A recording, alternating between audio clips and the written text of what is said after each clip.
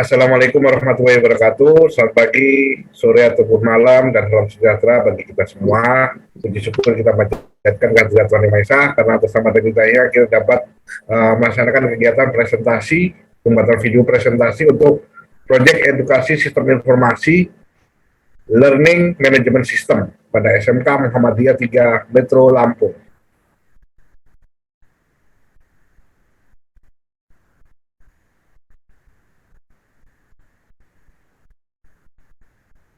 Baik, kami dari kelompok 14 Matkul ICT Literasi. Sebelumnya kami perkenalkan dahulu. Yang pertama untuk anggota kami adalah Ajeng Nadia Ramtavia, yang kedua Sekar Asia Damari, dan yang ketiga saya sendiri Arman Widodo.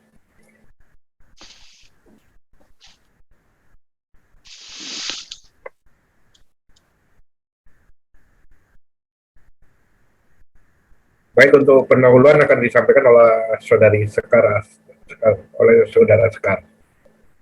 Oke, terima kasih.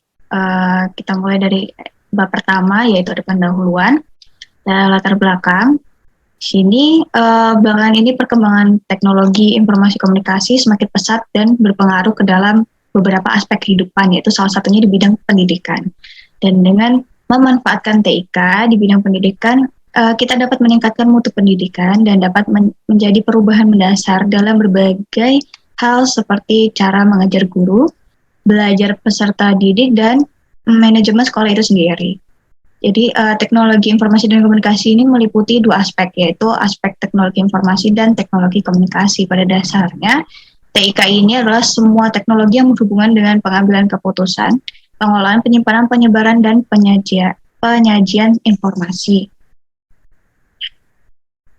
Pemahaman ini sesuai dengan pengertian TIK yang dikemukakan oleh UNESCO, atau dalam definisi lain yaitu beragam set alat teknologi dan sumber daya yang digunakan untuk berkomunikasi dan menciptakan dan menyebarkan, menyimpan dan mengelola informasi.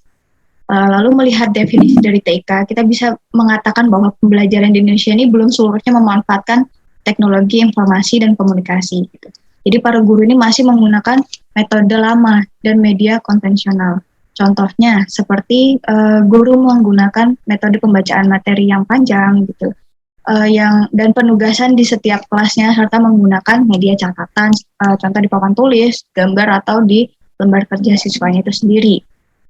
Untuk itu hendaknya kita sudah memanfaatkan teknologi informasi dan komunikasi dalam bidang pendidikan agar pendidikan Indonesia ini lebih maju dan memiliki kualitas sumber daya manusia yang semakin baik sehingga kita dapat bersaing dalam dunia gitu. Jadi penerapan TIK atau ICT ini memiliki keunggulan tersedianya informasi secara luas, cepat, dan tepat. Adanya kemudahan dalam proses pembelajaran, administrasi akademik, dan administrasi keuangan, serta didukung teknologi untuk memudahkan mengakses informasi.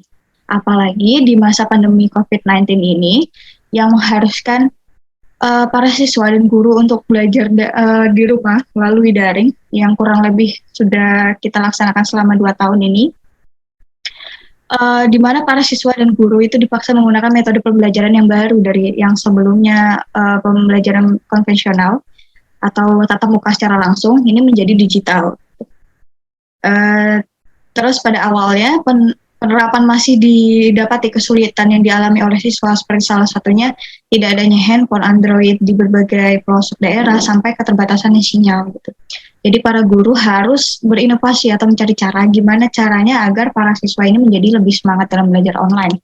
Berangkat dari pernyataan tersebut, maka peneliti menemukan permasalahan yang sering terjadi saat pembelajaran online, salah satunya kebosanan yang melanda siswa dan kurangnya interaksi antara siswa dengan guru atau dengan teman yang lainnya. Karena mengerjakan hanya di rumah, maka pihak sekolah baiknya menyediakan platform sendiri untuk memenuhi kebutuhan pembelajaran para siswa yang ada.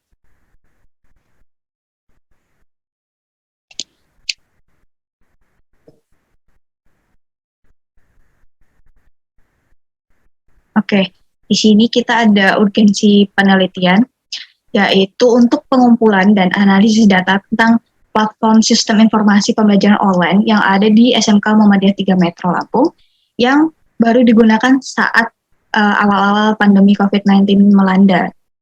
Terus tujuan khusus penelitian ini yaitu mengetahui apakah sistem pembelajaran ini sudah memenuhi kebutuhan para siswa dan guru. Dan yang kedua, mengetahui tingkat efektivitas penggunaan sistem pembelajaran online yang ada di SMK Muhammadiyah 3 Metro Lampung.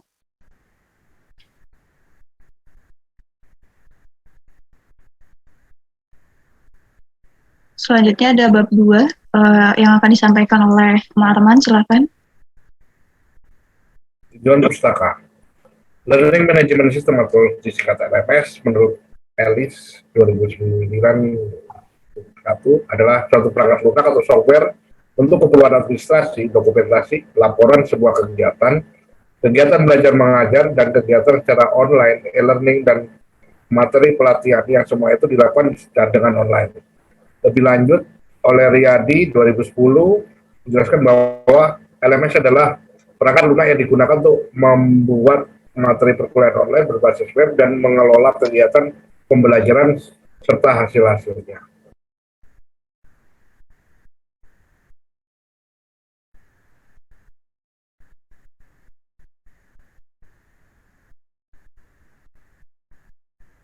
Untuk state of the art sendiri, yang untuk model pembelajaran berbasis learning management system dengan pengembangan model di SMA Negeri Kota Yogyakarta. Yang hasil penelitian, desain awal model pengembangan pembelajaran berbasis LMS didasarkan pada kondisi dan kesiapan serta kebutuhan SMA Kota Yogyakarta, yaitu e-learning menggunakan software Moodle dengan penekanan pada fasilitas plugin atau darknet, hosting, serta maintenance untuk memfasilitasi pengembangan isi atau konten. Oleh karena itu, perlu ada pendampingan guru oleh tim peneliti dalam pembuatan konten sumber belajar yang dimasukkan ke dalam e-learning. Yang selanjutnya, jurnal yang kedua adalah tentang pengembangan LMS Learning Management System berbasis web untuk mengukur pemahaman konsep dan karakter siswa. Dan yang ketiga, yaitu jurnal tentang aplikasi Learning Management System pada jenjang madrasah aliyah. Hasil penelitian dari dua jurnal tersebut adalah yang pertama, LMS siap digunakan sebagai pembelajaran, yang kedua, desain LMS punya tampilan yang baik dan menarik, dan yang ketiga, LMS belum efektif mengembangkan karakter siswa karena membutuhkan waktu yang lama.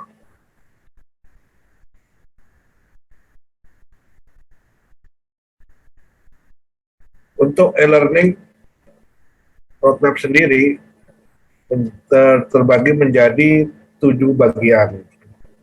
Yang pertama yaitu develop the strategi, memperkenalkan e-learning kepada segenap stakeholder institusi, komparasi antara konvensional dengan e-learning standar. Hasil yang diharapkan pemahaman dan persepsi bersama tentang e-learning. Yang kedua, create content and user, mengidentifikasi konten, course, dan user group yang dibutuhkan, hasil yang diharapkan. Terbentuknya tim untuk administrasi dan pencatatan user, ketersediaan bahan ajar dan media, perekaman, evaluasi atau asesmen, dan tindak lanjut. Yang ketiga, create pilot course, membuat dan implementasi course e-learning dari materi.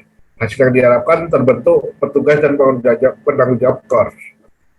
Yang keempat, develop marketing plan, membangun perencanaan marketing dan sosialisasi kepada pihak user dan stakeholder. Hasil yang diharapkan adalah setting strategi pemasaran di lingkup user. Yang kelima, build proses, skill, and standard, membangun proses, skill, kontrol, dan standar yang berulang serta konsisten dalam rangka migrasi skala besar pembelajaran ke e-learning. Hasil yang diharapkan training, admin, dan pengelola. Yang keenam, launch Learning Management System atau LMS to user, implementasikan LMS online untuk mengantarkan, mengelola, tracking, dan melaporkan aktivitas pembelajaran. Hasil yang diharapkan sistem e-learning siap akses dan dipergunakan. Dan yang ketujuh, akses dan improve, implementasi program yang terstruktur dan berkelanjutan dalam rangka mengukur skill dan pembelajaran yang telah berlangsung. Hasil yang diharapkan adalah meningkatnya skill penggunaan e-learning.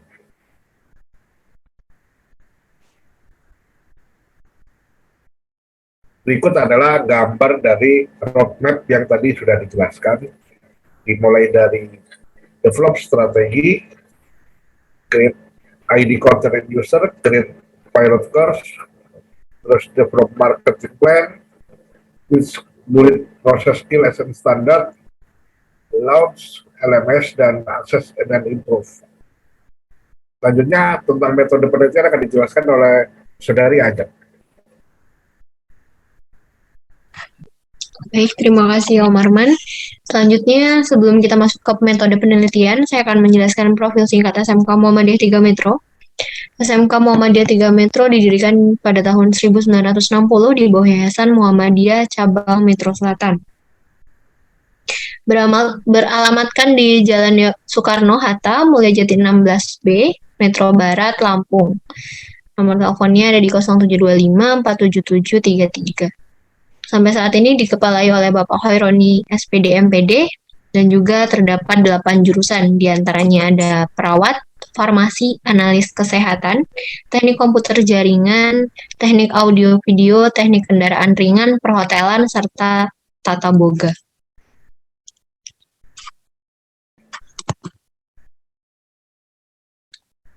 Jenis metode penelitian yang digunakan di sini yaitu penelitian analisis deskriptif. Ya, ini penelitian yang dilakukan untuk mengetahui bahwa nilai variabel itu mandiri, baik satu variabel atau lebih, tanpa membuat perbandingan atau menghubungkan dengan variabel yang lain. Penelitian ini sendiri dilakukan di SMK Muhammadiyah 3 Metro. Teknik pengumpulan data yang digunakan yang pertama yakni wawancara. Wawancara sendiri berarti teknik pengumpulan data melalui proses tanya jawab lisan berlangsung satu arah. Artinya, pertanyaan dari pihak yang diwawancara dan juga jawaban yang diberikan oleh pihak yang diwawancarai. Yang kedua yakni observasi. Observasi berarti cara mengamati atau meninjau secara cermat dan langsung di lokasi penelitian yakni SMK Muhammadiyah 3 Metro untuk mengetahui kondisi yang terjadi atau membuktikan kebenaran dari sebuah penelitian yang sedang dilakukan. Sistem pembelajaran yang dilakukan, yakni selama pandemi COVID-19, itu memberikan dampak yang besar, terutama bagi sektor pendidikan. Seperti yang dialami oleh SMK Muhammadiyah 3 Metro yang juga mengharuskan pembelajaran dilakukan secara online selama kurang lebih 2 semester. Akhirnya para tim IT menyiapkan aplikasi berbasis web untuk kegiatan pembelajaran guna melancarkan sistem pembelajaran online tersebut. Berikut ada alur DFD-nya. Setiap 1 minggu, setiap guru harus mengupload materi serta memberikan tugas melalui menu yang telah disediakan dengan batas pengerjaan, dan pembukaan materi adalah 1 minggu. Dan jika melebihi batas tersebut, maka materi dan tugas yang tersedia sudah tidak dapat digunakan lagi. Model pembelajaran dengan learning management system ini juga memiliki beberapa kekurangan dan juga kelebihan. Di antaranya, pembelajaran daring membuat mereka menyerap materi yang diberikan lebih sedikit daripada biasanya. Dan juga pembelajaran online membuat mereka lebih rileks dengan tidak setegang saat di kelas. Dan yang tidak efektif, ya ini lebih boros kuota internet karena penggunaan internetnya itu akan lebih cepat habis. Dan yang kedua itu sangat membosankan, pembelajaran tatap muka tetap lebih efisien jika dilaksanakan.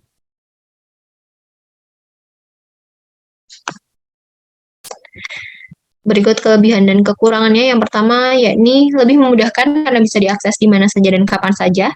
Memudahkan guru untuk memberikan materi dan juga mengatur pembelajaran siswa.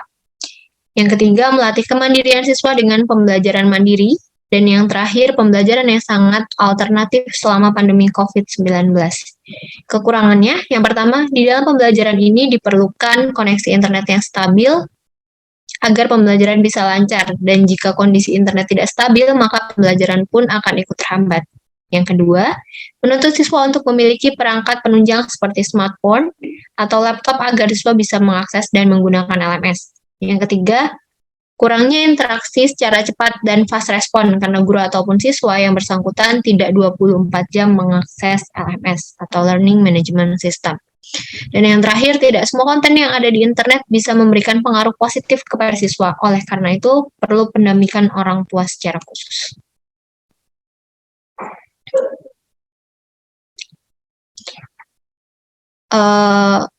Yang lebih efektif untuk guru itu dia lebih setuju jika pembelajaran dilakukan secara daring karena mereka bisa lebih leluasa untuk mengenal karakter anak.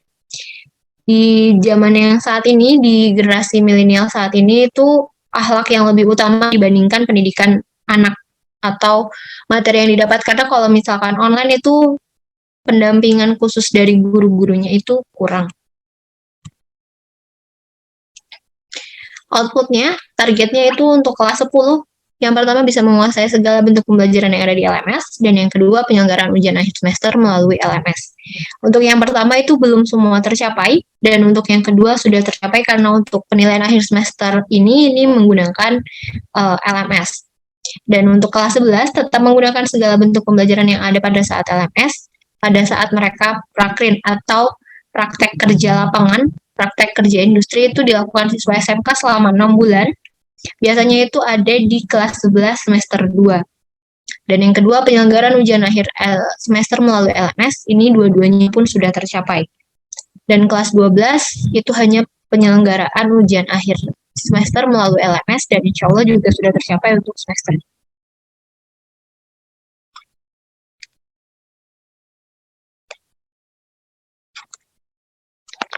Oke, berikut contoh tampilan yang akan digunakan untuk semester ini, untuk penilaian akhir semester ini, itu namanya Moodle.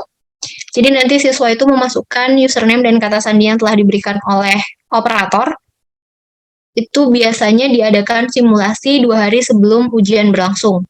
Setelah username dan kata sandi itu dimasukkan, biasanya langsung ada nama siswanya, dan juga langsung ada pelajaran yang akan diujikan pada hari itu. Biasanya satu mata pelajaran itu berdurasi 1 jam atau 45 menit, 45 sampai 60 menit itu durasi lama pengerjaannya. Dan itu biasanya akan diberikan token yang akan diberikan oleh operator untuk mengakses pelajaran tersebut. Dan ini sudah dilaksanakan mulai Senin besok pada saat penilaian akhir semester, yaitu tanggal 6 Desember 2021. Sekian presentasi dari kelompok kami.